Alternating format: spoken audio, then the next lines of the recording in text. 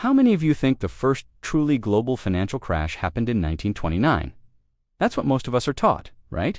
The Great Depression, the stock market crash, the roaring 20s coming to a screeching halt.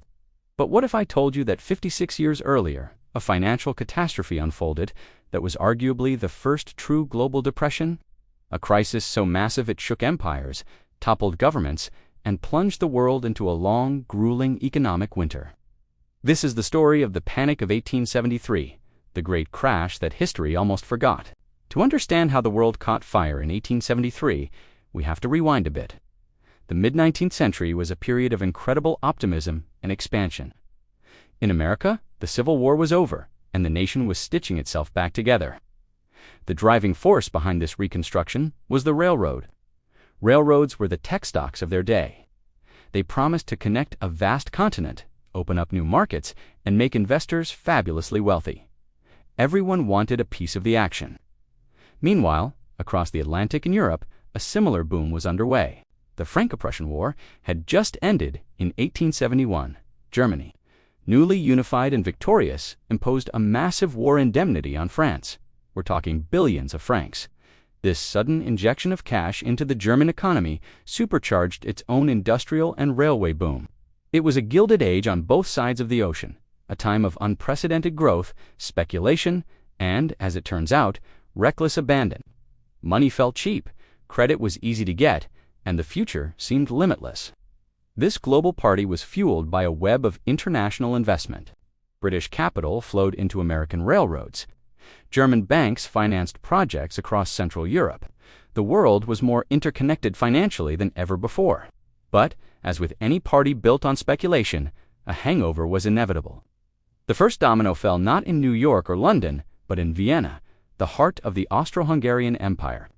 On May 9, 1873, the Vienna Stock Exchange crashed. Speculators who had bet big on new companies and risky ventures found themselves unable to pay their debts. Banks that had lent them money started to fail. The panic spread like wildfire. Why? Because the bubble wasn't just local, it was global. German banks, which had heavy investments in Austria, felt the shockwave immediately. They started calling in loans and selling off assets to cover their losses. The optimism that had defined the era evaporated overnight, replaced by a cold, hard fear. The party was officially over in Europe, and the contagion was about to cross the Atlantic. Back in the United States, the railroad boom was already on shaky ground. Companies had laid thousands of miles of track, often into unsettled territory with no immediate customers or freight to carry. They were burning through cash, sustained only by the constant sale of bonds to new investors. The biggest player in this game was a man named Jay Cooke.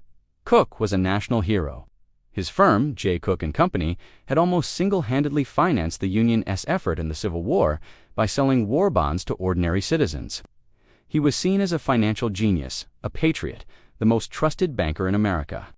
After the war, he turned his attention to financing the Northern Pacific Railway, the second transcontinental railroad. He marketed these railway bonds with the same patriotic fervor he'd used for war bonds, promising settlers a new life in the West and investors a handsome return. But as the financial storm clouds gathered over Europe, European investors, particularly the Germans, started dumping their American railroad bonds. The flow of foreign capital that had kept the bubble inflated suddenly dried up. Jay Cooke found himself with a massive inventory of Northern Pacific bonds that nobody wanted to buy.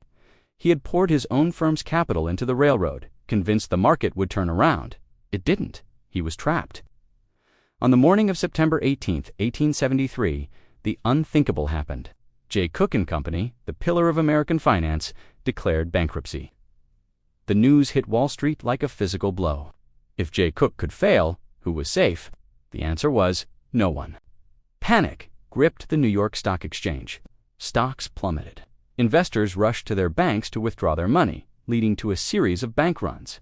Dozens of banks and brokerage firms collapsed within days. To stop the hemorrhaging, the New York Stock Exchange made an unprecedented decision. It closed its doors for 10 days. Imagine that today. It was a sign of total system failure. The financial heart of America had stopped beating.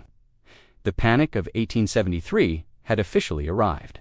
What followed wasn't a quick recession. It was a brutal, prolonged depression that historians now call the Long Depression. It lasted for years. In some countries, well into the 1890s. In the United States, the consequences were devastating. With credit frozen, railroad construction ground to a halt. This had a massive ripple effect.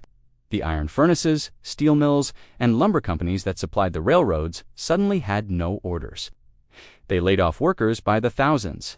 Unemployment soared, with some estimates putting it as high as 14% at its peak, a staggering number for the time.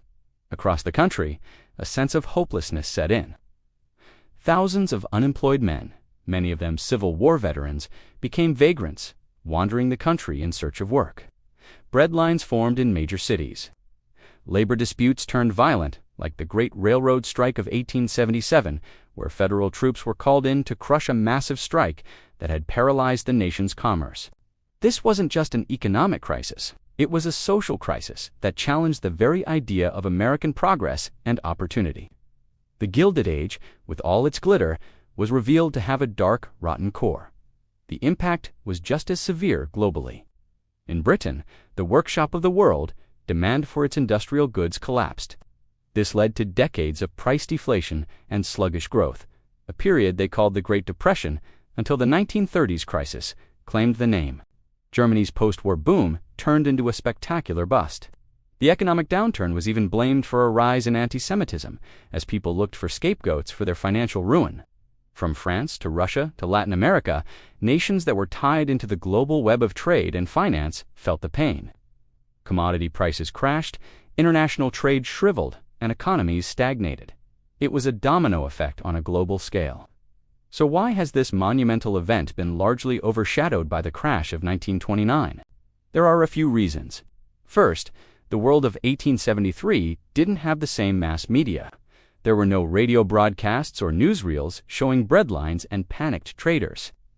The story unfolded more slowly in newspapers and telegrams. Second, the economic theories to even understand what was happening were still in their infancy. Words like unemployment rate weren't common. People understood hardship, but the complex mechanics of a global financial contagion were a mystery to most. Finally, the Great Depression of the 1930s was simply more extreme in many ways, and its legacy, including the New Deal and World War II, is more directly connected to the world we live in today. But the lessons of 1873 are incredibly relevant. It was the first time the world truly saw the dark side of financial globalization. It showed how a speculative bubble in one part of the world could ignite a global inferno. It demonstrated how the failure of a single, too-big-to-fail institution could bring the entire system down. It was a harsh lesson in how interconnectedness means not just shared prosperity, but also shared vulnerability. The Panic of 1873 was a warning shot, a preview of the systemic risks that would come to define the modern global economy. It's a reminder that the boom and bust cycle, fueled by human optimism and fear, is a story as old as capitalism itself. So, next time you hear about the crash of 1929, remember the forgotten panic, the long depression, and the first time the world learned the hard way, that in a global economy, we're all in it together. Thanks for watching. If you found this dive into forgotten history interesting, make sure to hit that like button and subscribe for more stories you might not have heard before. See you in the next video.